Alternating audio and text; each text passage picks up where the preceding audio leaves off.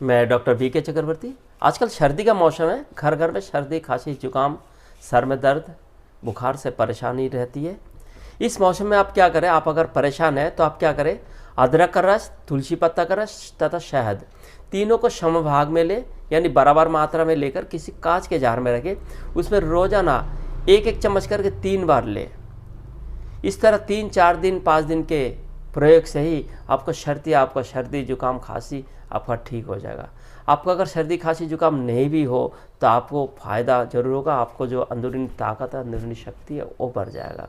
ये गारंटी का नुस्खा है, आप लोग निडर होकर करें। आप लोग की सेवा के लिए मैं इस तरह का सरल आसान घरेलू नुस्खे लेकर आता रहता हूँ। तो फिर मिलेंगे अगले किसी नए वीडियो के साथ, तब तक के लिए नमस्कार।